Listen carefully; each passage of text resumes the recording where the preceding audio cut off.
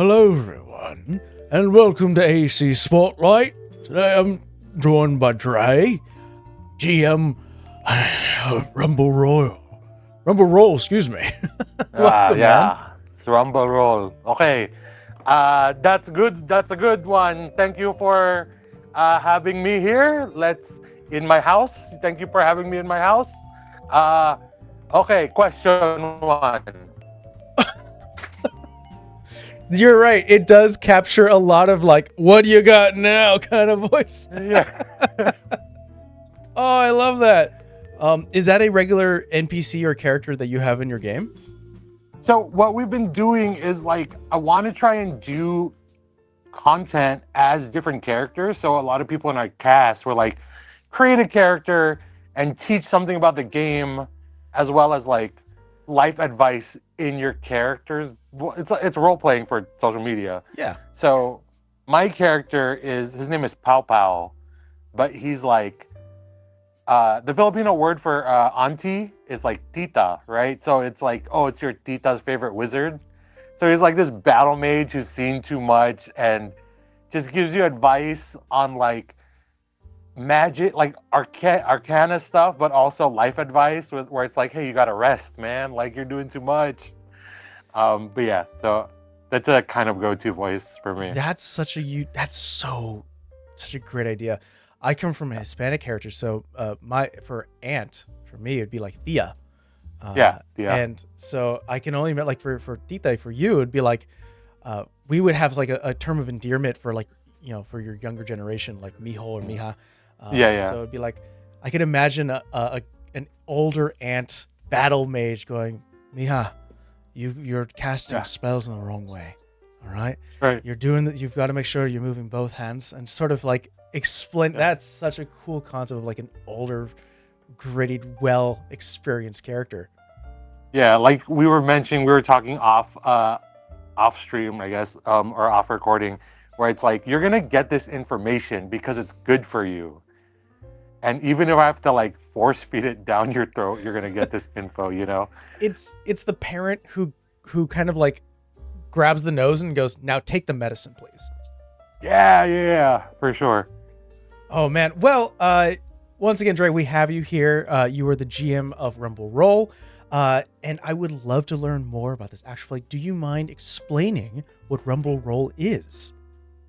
For sure. Rumbleroll is we're an actual play D&D YouTube channel / content creation brand. I'm one of the GMs. I'm probably the one who's GM the most in our content, but we would like to focus on Filipino and Filipino American, and then expanding into like Asian American stories and casting, right? We're not exclusive to that, but we like to feature that as much as we can. And it's our little way of like gifting the ttrpg world with our culture. Yes. Yeah, and speaking of which, I know we spoke about this a little off camera, but there's been a series you've had, especially on your TikTok, which is where I found you, where you are going through Filipino sort of mythological creatures and beasts. And so you're definitely introducing like a new brand of creatures that we can probably like learn about and utilize. And there's a history behind it. And we just got sort of done talking about the Mananagal, which had a very like, it was almost like a fearful towards the Filipino culture history. And now it's like, well, now I can use it and own it and have like this almost control over it, which kind of flips the script a little bit on the history. Is there another beast that you absolutely enjoy that you wish to tell people about? Oh yeah, my favorite Filipino mythical creature is called the Capra, and it's essentially a giant who lives in the forest, but his main characteristics are he has these glowing red eyes and he's always smoking. And so that just adds, it's a strange characteristic to put in folklore. Just like, oh, he always has to be smoking. But I think it's cool because now every forest that I ever set as a setting is like filled with smoke, you know, and it just adds drama to it. Does the culture or the mythology behind it dictate what type of smoke? Is it like burning like a forest on fire? No, he's just like smoking a pipe. Like he's actually smoking tobacco. Um, Oh, so yeah, so it says tobacco specifically because I was thinking like, wouldn't it be cool if you were like someone you want to flip the script and you're like, it smells like barbecue. Someone's smoking barbecue. yeah, that'd be great. Um, yeah, we've used it in one of our actual plays where they enter the forest and they get like repelled by the smoke. Like it's a magical smoke in a Yeah. sense where it turns everything into kind of difficult terrain and like they can't see through it, but it happens in spurts because you gotta inhale and then exhale, right? Oh, So, that's really cool. yeah. Oh, that's really rad. No, yeah, I think it's honestly amazing that you are taking your culture and sharing with the TTRPG industry and community because I agree that there needs to be more representation and the fact that you're here stepping up and being like, listen, I have a love for my culture and what it could bring. Here's some things you probably have never heard of, and here's how it could be utilized. And by running your own roleplay channel or action play channel, and that sort of goes to my next question. Obviously, there's love for tabletop, and that's what we as GMs kind of have. We love storytelling and writing, and then there's sort of that extra layer when it comes to actual plays. Because you're taking it from what could be just a game in your garage or home, and taking it online. And that kind of comes from a place of love of creation. So my question to you is, were you always interested in content creation? Yeah, so I don't know if we got this, but they're all performing artists in their own right in LA. Like we have poets, we have musicians, and I'm a magician. I know it's weird to say like professional magician, but story writing is not really foreign to us, I think. And they're so used to being on camera for like promotion and all these things. So when we were creating Rumbleroll, I knew we wouldn't be starting at ground zero, if that makes any sense. And sure, there's a bunch of weeds to get through where it's like technical, sorry again, or people having to learn the game. When we started Rumbleroll, I didn't know how to play, right? Well, And so, I mean, speaking of that, I mean, was Rumbleroll always intended to be an actual play, or did it start from like a home game? So Rumbleroll, well, I work with these people all the time, and the idea was, what can we do to hang out every week or like more often? And it's the idea that, oh yeah, we should try D&D because we all love playing games, whether it be like regular board games or video games or what have you. But the problem was no one knew. Everyone had an interest to play, but no one knew how to play. Like none of us. And so I think it was like one Christmas season where I was done working for the year and I just locked in and learned the game in 2 weeks. And I'm like, yeah, let's start shooting because this could be a thing.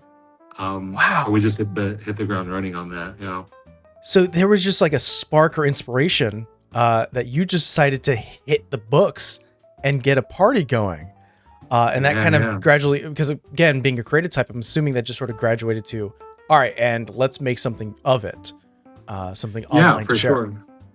And I think because a lot of us are of Asian descent, we're like, oh, this could be a way to. There's this whole thing in Hollywood or the industry where it's representation, right? Everyone wants more representation.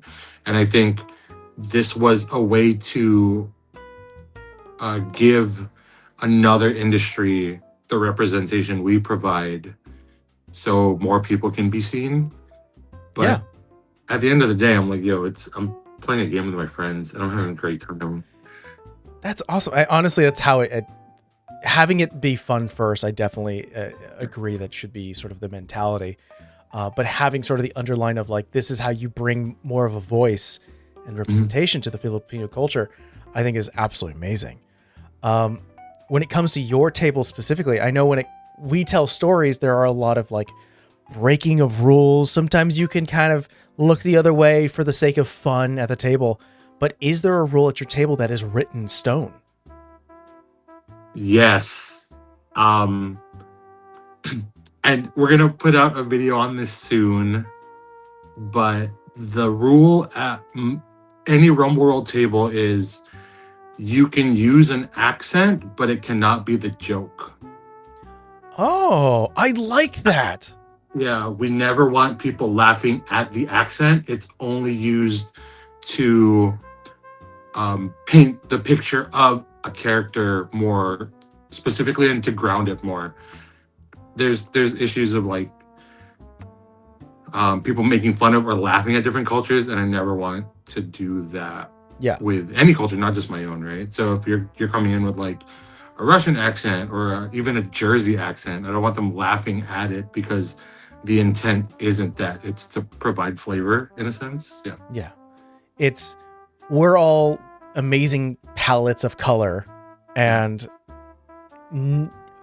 utilizing those colors are important, but they shouldn't. I agree that they should be done respectfully, or at least treated with respect. I think is definitely also another way of saying it. In your opinion, when it comes to running a session, what is the perfect length of a session? How many hours should you play per sit down? So that's a weird question because when we shoot, one of my big fears in terms of the culture of Rumble Roll is I never want anyone to get burnout, or I don't want to be invasive on anyone's schedule or real life because at the end of the day we're playing D&D, right? So this idea of getting to know what their time constraints are on any shoot day is massive in terms of DMing for me, because I try and juggle that as well, where it's like, okay, when we shoot an episode, there's always like an hour before where we have dinner, because I like getting my people fed, like we'll order in or whatever, and then we'll kind of chop it up for that hour, and then we'll get into the game, and I'll kind of we'll take a break in the middle and I'll time check everyone where I'm like, hey, how you guys feeling? Do you have energy for this? Or do you have to get somewhere? Do you have work tomorrow? So it's a very conscious effort on my part of planning things. So it really depends on who my players are that day. Because I know all my players, right? Because we're all friends. Right. And knowing how their lives are going at that current moment, I'm like, yo, maybe he can't play till late because he also has a kid at home, so it's kind of these things we're juggling, but we make it work. That's incredible. There's this sort of kind of stereotypical scene that we see in some of our own like online culture of the GM's the one who tells the stories, and it should, as a nicety, we should have players bring in snacks. But it sounds like you're not only GMing and giving an experience, but you're like, come on in, we'll order food, I'll set everything up, and we're going to go ahead and have a great time. So it almost seems like the meal is also part of the experience, which just tells me everyone wants to be at your table, because not only are you telling them a good story, you're like, also let's eat. It's like, oh, kidding me. Sure. Don't get me wrong, they bring snacks and drinks too, but I'll have like a full meal there. Oh my God. I'm like, okay, this is the meal. Bring whatever you want to snack on. But, this is dinner tonight. And share. Just, you bring over the snacks and let's dig in. I love it. Yeah. Could you walk me through the prep work it takes to complete one episode of Rumble Roll? Okay. This is a common cough. Okay, one episode of Rumble Roll. It starts, obviously as a DM, you got to write and plan the structure of the skeleton of your story that you want to tell. I think for me personally is like, I want my players to get through this and then get here. Because I think when we construct campaigns, there's always like an underlying thing. Yeah. In the sense of what's the major takeaway or what's the actual statement we're trying to make when writing this, right? I never want to go in and just be like, oh, we're going to play. I take it as a personal challenge for myself where I'm like, okay, this is the one where we're going to explore familial trauma or whatever. But they're one episode. So I'll have the thing for that day. And obviously because I know where I kind of want to lead, I'll have extra if people want to stay later, but we'll shoot like I said, we'll schedule, which is the hardest, the dumbest, hardest part. The bane of Yeah. every GM experience. Yes. Right. So what we do is we call it waterfall scheduling, where I'll shoot out all the dates for the month, and the next person to respond will be like, "Yo, these are my dates," and the next person can only respond to those dates. Oh, person cool. So It's like a essentially, river that's splitting and gets smaller and smaller, so you find where Yeah. you need to go. yeah. So essentially, we lock in on like 1 or 2 dates, and we're like, "Okay, we're gonna shoot this date." And here's the time, and then I'm gonna shoot for this time frame, and then whatever response they have, we will adjust. So they come in, we have dinner, or I order dinner when the first person gets here, so we're like extra chat time, and then I set them up. I hold their character sheets. Mm. Like I send them digitally, but I'll also hold them because my friends will lose stuff. Like I'll lose stuff too. Yeah. So I hold their character sheets, their spell cards or whatever have you, in like little folders, and I'll lay them out like a little kindergarten class of like, this is my folder, this is my pen, and we'll do like a bio break midway, and then or we'll cut if cameras need a reset or sound needs to reset, and then once we have all the raw footage, it's like, we got to edit, and then I'll schedule all the content for this particular episode. Like it's a whole thing that we try and do. I don't know if that's the answer you were looking for. No, that's perfect. Kind So of our process. So you do more of content recording and then editing afterwards, or at least like splice and get everything cleaned up, as opposed to live streaming. Yes, because we haven't figured out live streaming yet in the way we want it. No, I'm in the same boat. I don't do. I used to do live streaming, and now I don't. I like pre-recorded because it gives you so much control. Yeah. I don't know. Maybe in the future we might offer live stream where you can like get the raw version a month before it airs. I don't think we have an audience for that yet, because like I tried live streaming personally, and the most disheartening thing is like doing all this stuff and you're like one viewer and then they leave. It's definitely a grind that now, even nowadays, I think it's even worse. I think it's sort of a hill, more of a mountain than a hill at this point. But no, I think that's fair, but there's always this idea when it comes to actual plays that every actual play is telling a unique story. I think it's fair to say that everyone has their own unique way of telling stories. There's always a unique cast of characters, but you yourself, you're providing something more than that, because you're also providing what people don't know is probably a little bit of education in terms of like, the fact that there is such a focus on Filipino culture and mythology and mythological aspects that it's probably an aspect of storytelling they have not seen. So I think it's really, really cool that you're providing that. I know you mentioned before that obviously LA, where a lot of your friends are, as well as yourself, correct? Yeah. Yeah. And it seems like you were able to grab everyone, sort of, us as GMs, we're always trying to rodeo everyone and have them in for rumbleroll. How did you meet your players? A lot of the players I've met, we all convene once a week at this open mic that we all share, and it's like it's not an open mic anyone's ever kind of seen before. I think it's a weird experience, and I know it's like everyone thinks they have the unique open mic. I think this one's just super weird, but it's called Palms Up Academy. Shout out to Palms Up Academy. It's run by my personal mentor, Ariana Bosco, but it's like a normal open mic. You bring what you want to bring, and then she kind of remixes your work after, and she's like, okay, do it like this, which is kind of perfect for D&D, right? So it's adjusting, it's growing as an artist through experimental exercises with your own work. I would say that would be the way to describe it. And I met a lot of my friends there. We see each other so often, and because that kind of work is really vulnerable, we get really comfortable real fast because they know I'll protect them and their story, you know, and likewise, right? Like I wouldn't put anyone on my table that I didn't trust, especially online. Yeah. So having that leg up of already having a relationship with them, and you know, you build these inside jokes, and I already know how they think a little bit and how they would react to certain things. So I would be able to, for lack of a better term, trigger what their things are, but have them. Also, I'm getting consent, like get consent from your players, but Right.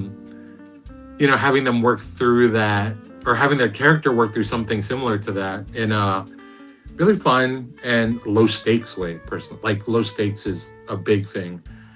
And when we started doing Filipino content, one of the main points I was telling everyone is we can explore the traumas and the kind of darker side of our community in this low stakes environment because it's fictional. Boy, if that isn't a breakdown for the GM experience of, Yeah. I will keep you safe, but I will be the one to hurt you. Yeah. But I think that to make sure that no one gets the wrong idea, and I think you probably agree to the sentiment. We don't tell stories to hurt our players. There obviously is consent, but there is no story without conflict. Right. Yeah, and that does come with hardships or even player. And I also appreciate, and I'm not sure if your players are the same way, of where players bring in their own. They're like, I came out with a traumatic past in my character's backstory. It's like, well, you introduced it. I didn't do anything. Yeah. You know, it's the very stereotypical of like, I lost all my family. It's like, you did that. It's not me. For sure. And I always do a check-in after. There was a really big scene where I play a character's mom in a really toxic manner because conflict. And then there was an episode where we had this crazy argument as mother and daughter. And after, even the other players at the table were like, yo, whoa, this is wild. Yeah. And I talked to everyone. I'm like, hey, if you guys are uncomfortable with that, we can cut it and we'll figure something else out because you're my friends first and this game comes second or even third, right? I value our relationship more than I value content because content's what it should be at the bottom of your list, right?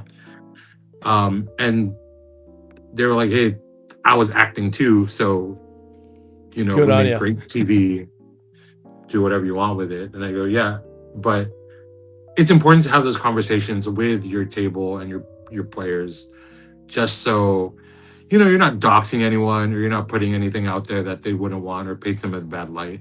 And I never want to do that with my friends. You know? Within the lifespan of Rumble Roll, is there a moment or an experience or something that happened in the story of the game that you're trying to tell that really stuck with you? Definitely.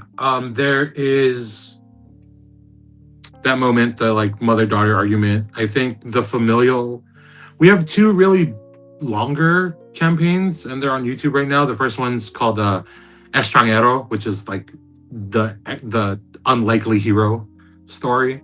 Oh. Where kind of